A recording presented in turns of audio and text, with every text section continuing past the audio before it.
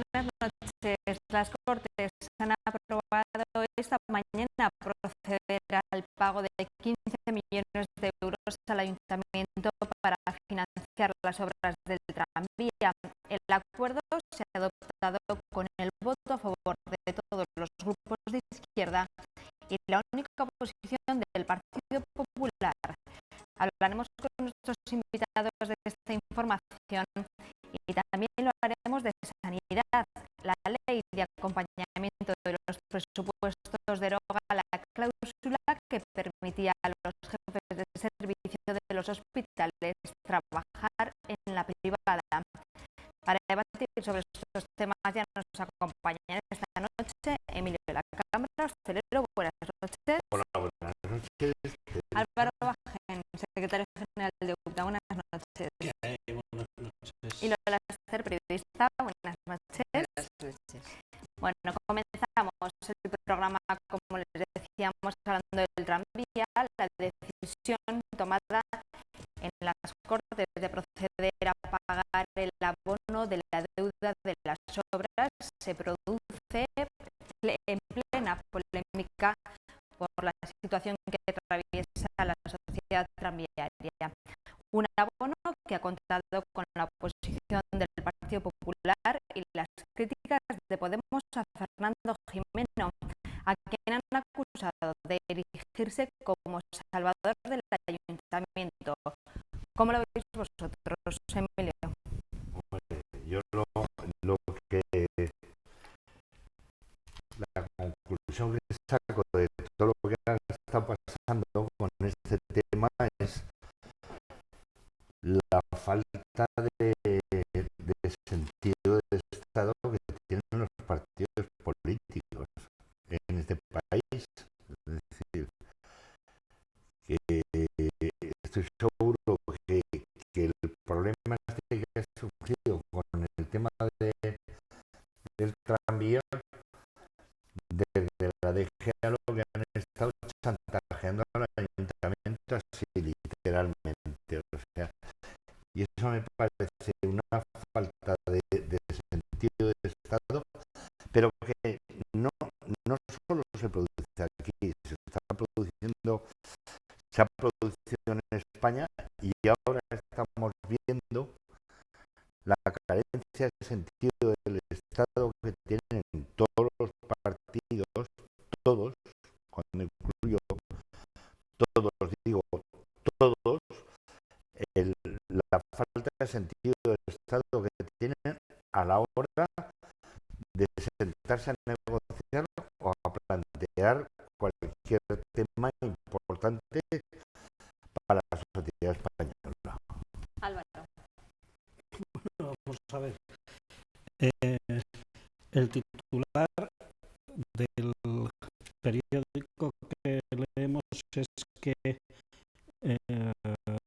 confía en que los bancos acepten aplazar el pago del tranvía para evitar el preconcurso. Parece ser que el pago se tenía que hacer máximo en marzo. No sé si acierto en las fechas. Y que la Diputación General de Aragón tenía que hacer unas cuantías, pagar unas cantidades. Y se habla de preconcurso.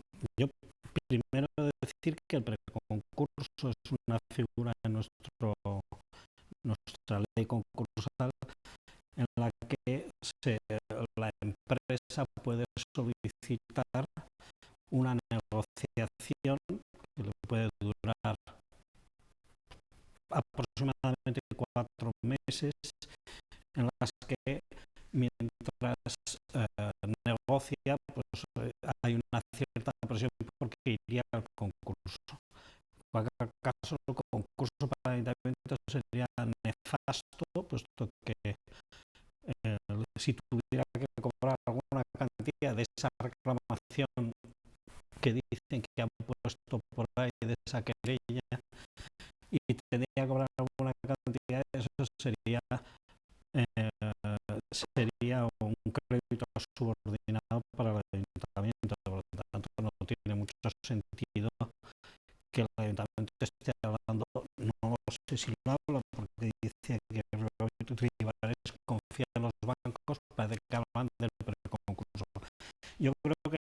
tiene mucho sentido hablar del preconcurso en este caso. Simplemente la decencia y lógica que pueda tener la Diputación General de Aragón en aportar las cantidades que tenga comprometidas, ¿no? En su caso es una obra realizada para los ciudadanos de para Zaragoza, donde tiene participación el ayuntamiento, creo que un 20%, y bueno, pues yo creo que todos tienen que cumplir sus compromisos, en este caso lo más puntualmente posible. Lola. Yo, cuando dice Emilio que todos los partidos acusan al partido de falta de sentido de Estado, yo diría que no. Este es un pago que viene retrasando el gobierno de Ruiz durante muchísimo tiempo, y que en diciembre pasado, creo que si no el último día del mes de diciembre, pues 3 días antes de que acabara el mes, el gobierno de Aragón, mediante decreto, habilitó una partida de 15 millones para afrontar este pago, y además utilizó el procedimiento de urgencia máxima, no sé cómo se establece, de urgencia máxima, para que en el plazo de 30 días más o menos se pudiera pagar, que es lo que han tardado en llevar a las Cortes para pagarlo. Es decir, que eso de falta de sentido de Estado yo no lo tengo. Es decir, fíjate, incluso el Partido Popular, que se retrasaba muchísimo, y ahora todos los partidos han estado de acuerdo. Pero esto es el gobierno de Aragón en diciembre pasado, antes de que terminara el año, mediante un decreto de urgencia, libera esta partida de dinero para pagar. Sí, el tema es que no ha llegado.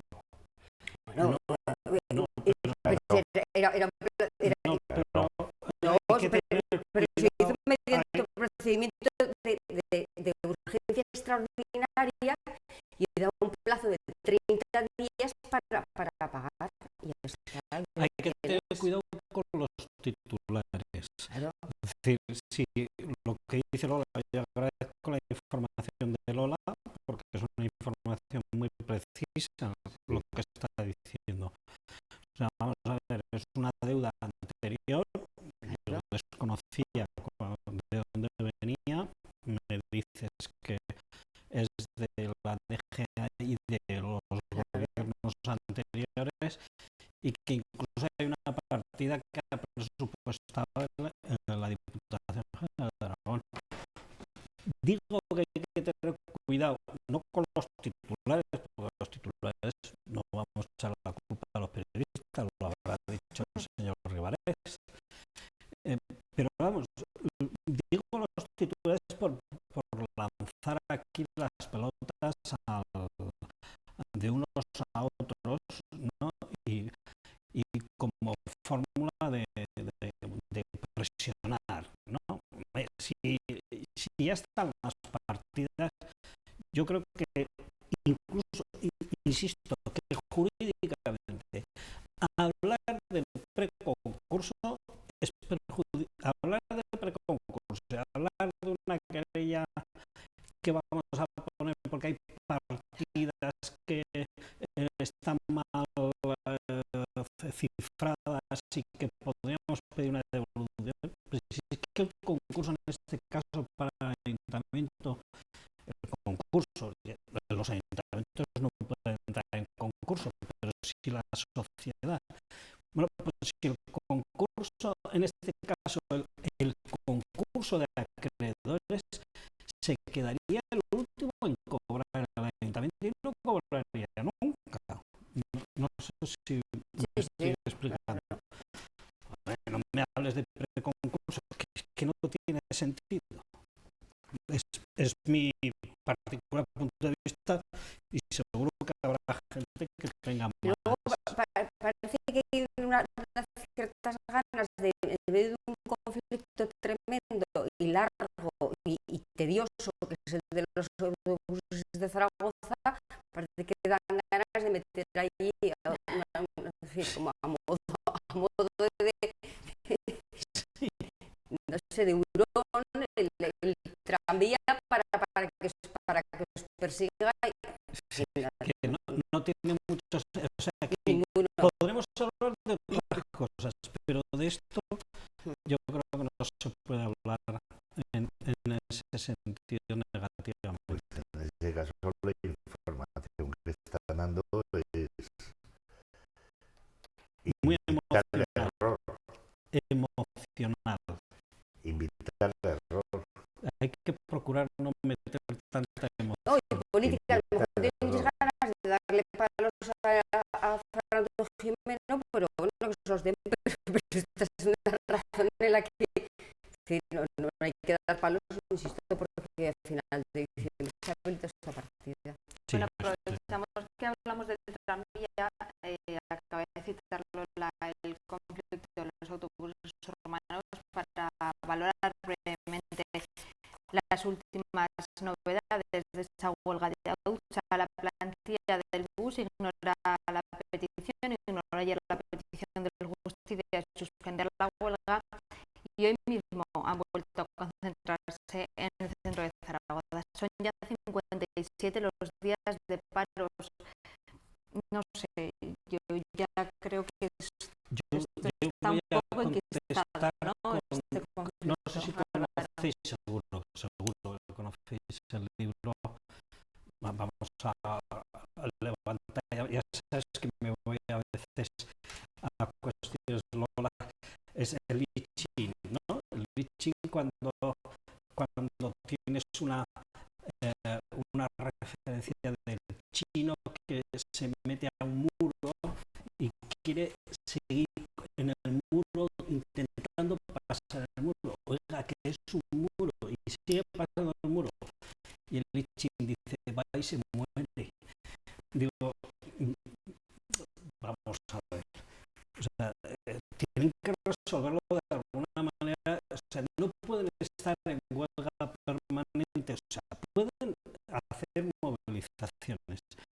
Bueno, si quieren, yo les recomiendo algo. Me refiero al grupo de los trabajadores a los que estoy de acuerdo con el derecho a la huelga, que es un derecho además inalienable no está dentro de los derechos fundamentales de la sección primera de la Constitución, creo que es el 23, pero que independientemente de eso es un derecho fundamental de los trabajadores.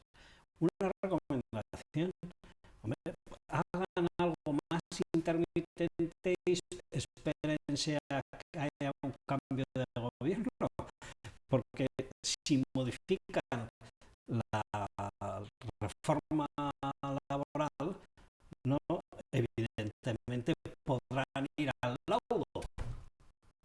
No sé si también lo aclaro bien, como una estrategia jurídica, porque con una reforma de la ley laboral las normas retroactivas planteadas pueden ser favorables, entonces podemos modificar. ¿Pero de qué puede ser un laudo? Pero yo creo que hay que pararlo. Pero fíjate, Álvaro, ¿de qué puede ser un laudo si precisamente el conflicto actual es porque no están de acuerdo con el laudo de 2013? Claro, ¿De qué sirve un laudo? Si 2 años después hacemos una huelga porque aquel laudo no nos gustó. Claro, pero derivado de la reforma laboral, sí, y que ahora si se modifica y se deroga la reforma laboral, que parece ser que si hay gobierno se derogará, pues evidentemente en este caso AUSA se encontrará con una situación más favorable para hacer una interpretación judicial de esas normas. Bueno, yo recomiendo más paciencia en este caso y que, hombre, ¿Paciencia a quién? no, digo más paciencia me refiero a los trabajadores, A los consumidores, claro, pero en el sentido de buscar una paralización de esa huelga, hacer como si fuese una, o sea, pararlo momentáneamente y ya volverán si quieren, que la reforma laboral se va a transformar. Por lo tanto, yo ahora volvería a trabajar. Emilio. No digo nada. No digo nada. Pues Lola. No digo nada porque hoy apuntaban ahí en el periódico, decían que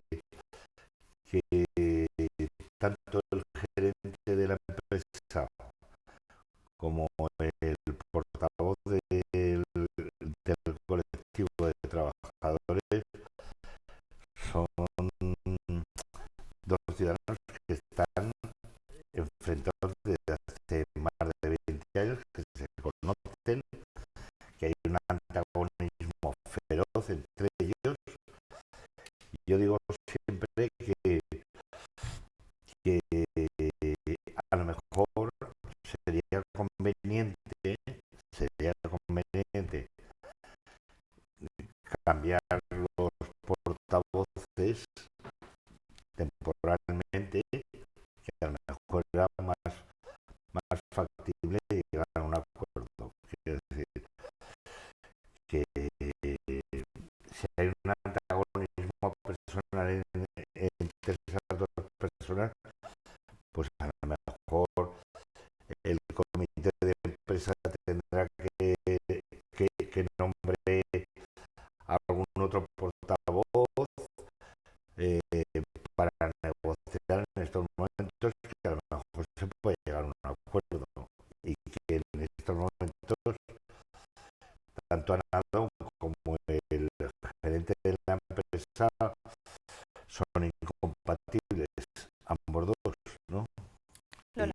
Y yo se sorprenderían los trabajadores de Tuxas si escucharan a los usuarios las conversaciones que llevan, se sorprenderían, porque yo cada vez que coincido con un grupo de usuarios siempre me encuentro, ¿no?, con algún problema de autobús.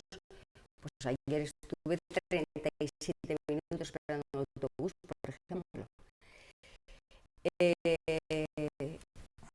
Y todo el mundo sabe lo que cobran, las vacaciones que tienen, los pluses, los trienios. Está todo el mundo al cabo de la calle de la situación laboral de los trabajadores de Tuxa, que es privilegiada, por cierto, en comparación con el 95% de los usuarios de los autobuses, es privilegiadísima.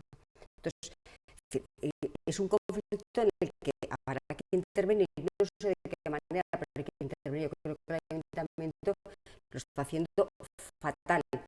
Hoy, esta mañana leía al concejal Cubero que decía: no, la solución va a llegar, pero tiene que llegar a través del convenio colectivo. Pues a ver, si llega a través del convenio colectivo, te estás posicionando de parte de los trabajadores, con lo cual no sé qué pasos está siguiendo el ayuntamiento, está todo el rato posicionándose de parte de los trabajadores. Que no digo que no tenga que hacerlo, pero supongo que tendría que dar preferencia a los 700.000 ciudadanos que tienen aún derecho sobre el transporte público. Digo, oye, Bueno, yo insisto, el derecho de huelga es un derecho fundamental y lo tienen los trabajadores en defensa de su salario. ¿Son privilegiados? Desgraciadamente, pero no desgraciadamente por ellos, sino por los que cobran menos.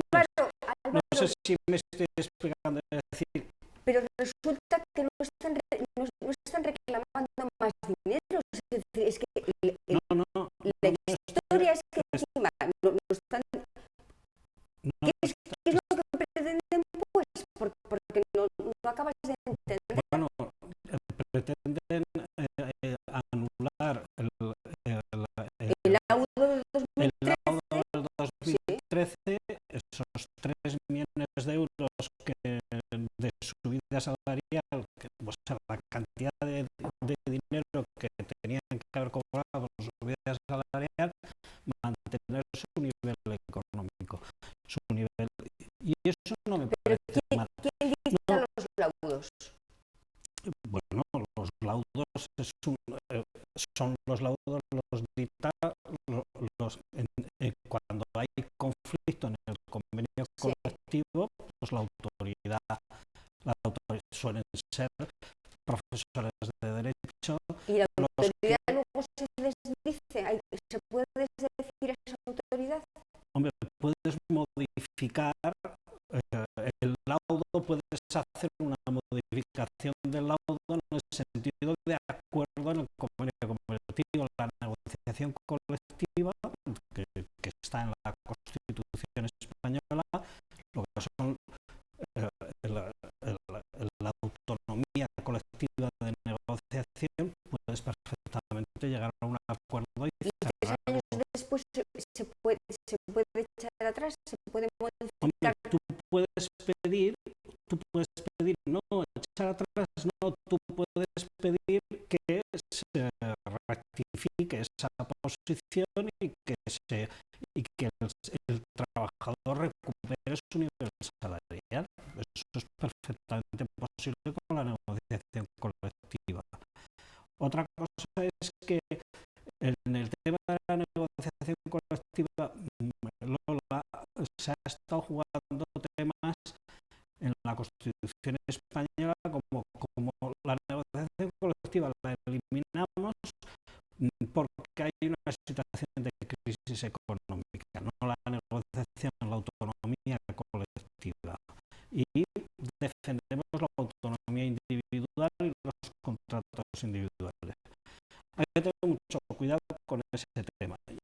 Yo simplemente digo que en este caso los trabajadores ya tienen un punto en el que ya es como el lichín, estoy diciendo, en un muro donde ya no hay posibilidades. Entonces hay que encontrar un camino. Bueno, pues cuando pasa esto, descansa, no te vayas a dar en el muro continuamente, paraliza este tema y ya volverás, porque la reforma laboral va a tener otros momentos políticos. ¿Tú quieres algo? ¿Te imaginas? O sea, te planteo una situación que todos los trabajadores que desde el 2009 han visto perjudicados sus salarios, han perdido derechos laborales, etcétera, se plantaran. ¿Te imaginas lo que sería el país ahora mismo?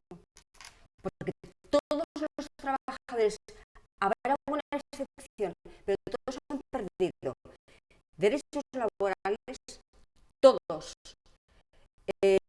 capacidad económica, porque se han congelado los salarios de 2009, se han eliminado los trinos de la mayoría de las empresas privadas.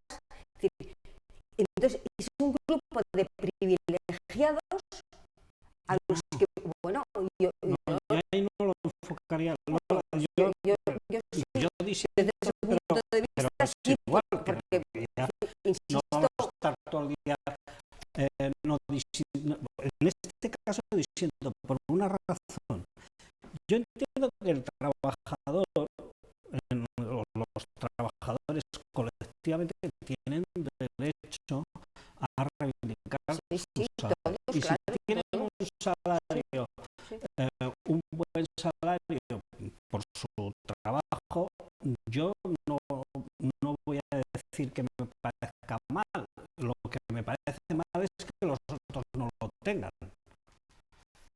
Es decir, el problema de España no está. El problema de España de la austeridad y de todo lo que ha ocasionado ha sido que al bajar los salarios, al reducir el consumo, han caído un montón de empresarios y de autónomos. Por lo tanto, un autónomo no puede quejarse de que los salarios sean, de los salarios cuando son altos estén mal. Lo que tiene que decir es que en este caso lo que sí que hay que decir, y estás empleando el término correctamente porque no son consumidores, está diciendo usuario. Es decir, el usuario, que son 183.000 diarios, pues realmente está muy cabreado porque hay un perjuicio al usuario. Y eso se tiene que resolver de alguna manera. El conflicto entre el derecho a la huelga de la Constitución y el conflicto que hay con el usuario que no puede ir a trabajar o está perdiendo capacidad económica. Bueno, eso hay que buscar una salida. Entonces, ¿quién tiene que encontrar una salida? Pues yo entiendo que los de AUSA, los trabajadores, tienen que ser solidarios con los otros trabajadores. Hay que apelar a esa solidaridad, que se esperen, porque ya habrá otros momentos. Entonces, simplemente lo que digo, Entre los usuarios que digo que ese es lo que digo. Yo no digo que renuncien a sus reivindicaciones y avalen que son en privilegios. esa larga espera de autobús que te digo yo de ayer, había una señora muy mayor, que salía del hospital de hacerse una... Si me vas a dar casos, pues, No, claro, y esta señora estaba esperando el autobús todo el tiempo que estuvimos los demás porque no podía coger un taxi. Es que es muy triste, pero este es un caso el que te apiadas de esa persona, pero son muchos. La gente que no puede, que llega tarde a trabajar y la gente que tiene muchos problemas. Yo creo que 2 meses de huelga ya está bien, ¿eh? Bueno, vamos a cambiar de tema. Esperemos que las partes lleguen a algún acuerdo. Hablamos de sanidad ahora. Los nuevos jefes de servicio de los hospitales no podrán trabajar en la sanidad privada según la ley de medidas fiscales y administrativas que acompaña a los presupuestos y que ayer fue publicada en el BOA. ¿Qué os parece esta medida, Lola?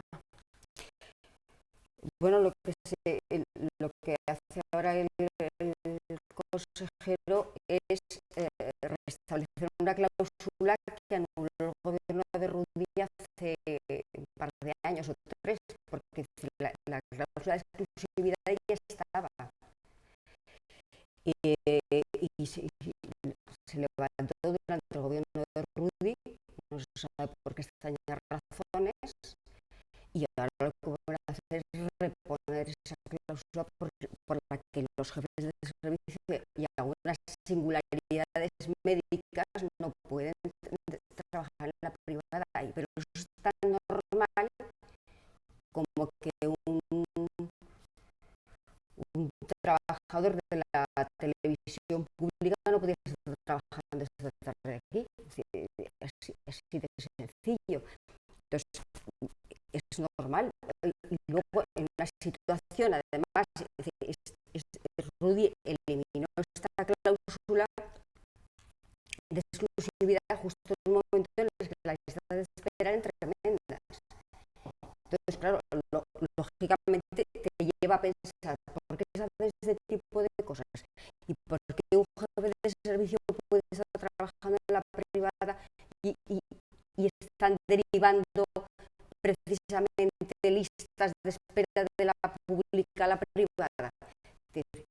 Es normal que mal pensemos todos, y es normal que además lo llevaba el PSOE en el programa de gobierno, que creo que lo elaboró el propio consejero. Es decir, hay que acabar con estas cláusulas y hay que centrarse en que la medicina pública requiere una serie de exigencias que hay que aplicarlas nada más. Emilio. Y no solo eso, es decir, la jubilación que hizo la señora Rudy con los jefes de servicio de los hospitales de la comunidad, de jubilarlos a los 65 años radicalmente, y por el artículo 33, o sea, liquidó a un montón de grandes profesionales, de buenos profesionales, que estaban dispuestos a continuar y sin tener recambio para eso. Es decir, hay primo exclusivamente el tema económico, todos esos millones que han robado los compañeros de Rudy, pues han empezado a ahorrar precisamente cargándose a grandes profesionales de la medicina, que por cierto además presentaron una demanda judicial y ganaron el juicio. Lo que pasa que ahora ya están, la mayor parte de ellos están con 70, 71 años, porque los jubiló la Rudy apenas entró a gobernar, se los cargó. Digo, es que bueno, están atacando absolutamente a la sanidad pública, la han querido liquidar absolutamente. Y bueno, a mí que ahora Celaya reponga todo eso me parece sensacional. Y además, Emilio, con lo que acabas de decir, se jubilaron jefes de servicios, o sea, de manera los jubilaron de manera forzosa, pero luego no pudieron cubrir las plazas. Claro, no pudieron cubrir las plazas porque no podían cubrir el requerimiento. ¿Cuál? Sí, yo solamente puedo trabajar aquí, no. Trabajo también en la privada. Entonces, pudieron ocupar esas plazas porque quienes tenían que podían optar, en fin, fue a través de esta especie de trampa. Sí, o sea, que lo que estás diciendo, Lola, es que como hacían la jubilación anticipada a muchos médicos que tenían una gran cualificación, claro, pues nos encontraron que para poner jefes de servicios con cualificación para poder tomar las decisiones adecuadas, no olvidemos, entre paréntesis, que la sanidad es una de las mejores actividades públicas que está funcionando en nuestro país, porque se coordinan los médicos, van trasladándose la opinión unos a otros. Cierro paréntesis. Entonces, ¿qué es lo que ocurre? Que no encontraban jefes de servicio adecuados y con la formación adecuada. Entonces tenían que hacer la compatibilidad para que pudieran encontrar esos jefes de servicio. Ahora es posible, eliminando la compatibilidad, poner jefes de servicios cualificados, bueno, pues si eso es posible, pues se elimina la medida. Y es que tampoco es una cuestión. Yo con sanidad, como incluso con los, hablando de altos salarios, ¿no? Pues ojalá cobren más los médicos si son cualificados y están haciendo un trabajo oportuno para los ciudadanos. Eso no me parece la mayoría están muy cualificados Sí. y hacen trabajo en ese extraordinario. sentido, me parece fenomenal, siempre y cuando den un servicio a los ciudadanos. Eso sí, podría decir, hay sectores que cobran unas cantidades y sectores que cobran otras, habría que equilibrarlo, porque que un albañil, que eso pasó en la autónomo albañil, cobraba unas cantidades enormes, ¿no? En su momento, y un licenciado muy experimentado cobraba mucho menos, y parecía todo normal, ¿no? O sea, ese equilibrio en los salarios, bueno, hay que encontrarlo, pero no me parece mal que los médicos cobren adecuadamente. En cualquier caso, son los médicos los que nos dirán qué les parece esa medida de compatibilidad, ¿no? Bueno, vamos a concluir nuestro programa de esta noche hablando de la reacción de los populares tras la decisión del rey de encargar a Pedro Sánchez la formación de gobierno. Algunos dirigentes del partido cuestionan la estrategia seguida por Mariano Rajoy y asumen que se encuentra en su peor momento. No sé cómo lo veis vosotros en este caso, Álvaro. A mí la política me cuesta mucho hablar de la política y de los políticos, me cuesta mucho hablar, sé hablar de estos temas, pero me cuesta mucho. Bueno, a ver, en principio, yo creo que, bueno, yo creo que sí es un error por parte de Rajoy no haberse postulado, porque él es el que tenía que plantear una propuesta de gobierno, porque son los que han tenido mayoría, y tenía que plantear una propuesta de gobierno. Este juego de estrategias, no sé, Pedro, el del Partido Socialista, lo ha hecho bien. Pues dice, bueno, pues yo voy a intentar formar gobierno, ¿no? ¿Hasta dónde va a conducir todo eso? Hombre, si hacemos caso a lo que estabas comentando antes de los puestos de las asociaciones y cosas así, estamos antes hablando de ese tema, es decir, que no tiene que haber personalismos, lo ha planteado Podemos, yo creo que erróneamente, con los personalismos. No hay que plantear personalismos, sino que lo que hay que plantear son programas concretos. Y en esos programas concretos puede ocurrir que ni siquiera Pedro esté dirigiendo el proceso. No sé si porque el país en este momento está en una situación muy complicada, no lo están diciendo los políticos, tenemos 400.000 millones de deuda que pagar este año, nos hemos subido a un caballo que galopa hacia el mar, o no sé hacia dónde, con la deuda pública y privada, y evidentemente nos van a pedir otra vez atarnos el cinturón. Me va a dar igual que gobierno esté. Por lo tanto, tiene que haber un gobierno de concentración muy sólido, ¿no? Con unos programas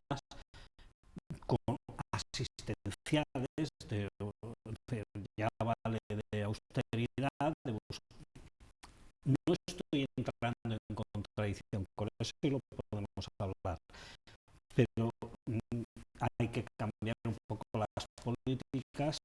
decidir por dónde se invierte el dinero y los presupuestos, y por lo tanto a ver si nos dejamos de personas y hablamos de programas. Y me va a dar igual que esté Podemos o no esté Podemos. He dicho me va a dar igual. Ya vale de microrelatos que si Venezuelas, miedos y cosas. O sea, no hablemos de microrelatos, hablemos de programas. Y si sobre esos programas hay cosas que se pueden hacer, me parece maravilloso.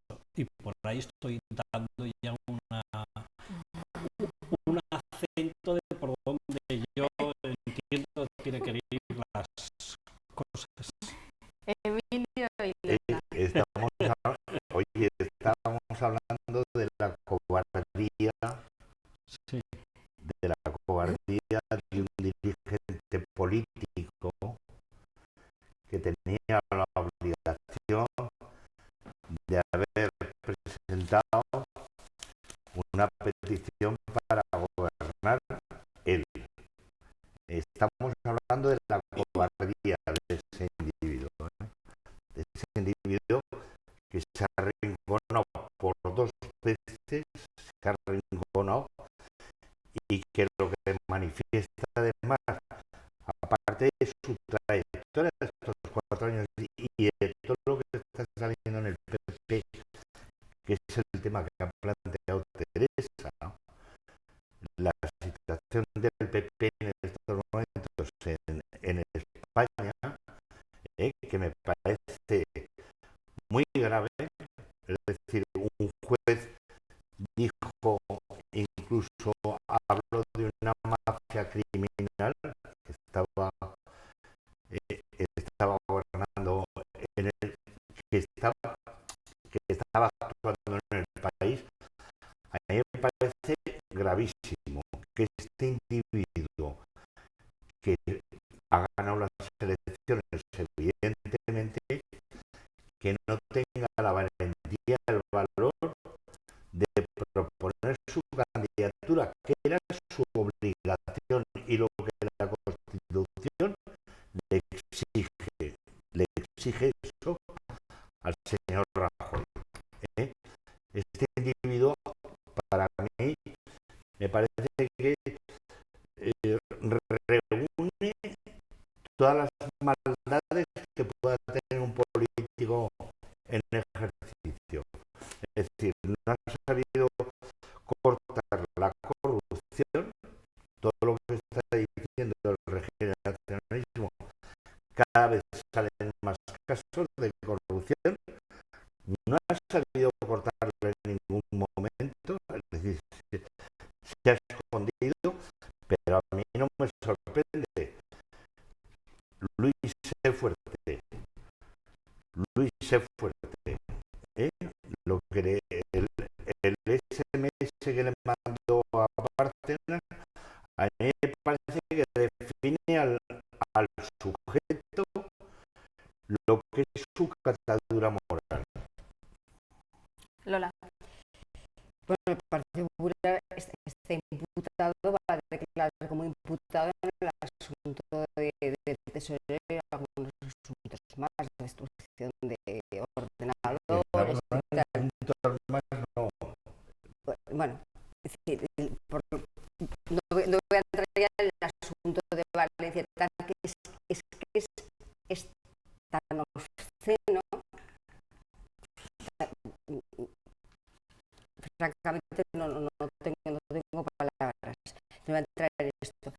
Pero en medio de esto, con un partido imputado, con las situaciones de Valencia que están saliendo una detrás de otra, o sea, Rajoy no se puede quedar diciendo, llorando, es que no me quieren, es que no puedo, es que no me llaman. Oiga, muévase. Entonces, dentro del partido hay una crisis tremenda, no sé si la crisis va a trascender o no, porque es un partido muy disciplinado. Es decir, el PSOE estaría en todas las guerras estarían en un Torbe, pero aquí sí son más discretos. Pero hay una crisis interna tremenda porque nadie puede entender, nadie, que el candidato que es el más votado por otra parte no se haya movido, pero moverse desde el momento cero, buscando a ver apoyos para gobernar. Este hombre es un No, cobarde. sí, tienes razón, sí, y ahora con esa postura suya, que yo creo que la que más le interesa políticamente, que es sentarse a esperar a que Pedro Sánchez se estrelle, y cuando Pedro Sánchez se estrelle, pues en fin, él intenta renacer otra vez, pero vamos, dentro del partido, que no espera esta situación, porque lógicamente Pedro Sánchez, que ha tomado la iniciativa, y quien toma la iniciativa, se podrá estrellar a Pedro Sánchez, pero quien toma la iniciativa lleva ya media carrera hecha. Es evidente. Entonces, claro, toma la iniciativa, entonces están de los nervios, pero con razón. Nadie se puede explicar que su líder se ha echado atrás. Sí. Perdón, nos tenemos que ir, nos hemos quedado sin tiempo, veremos qué pasa con esa ronda de contactos de Pedro Sánchez. Muchísimas gracias, como siempre, a los tres, y a ustedes mañana. Adiós.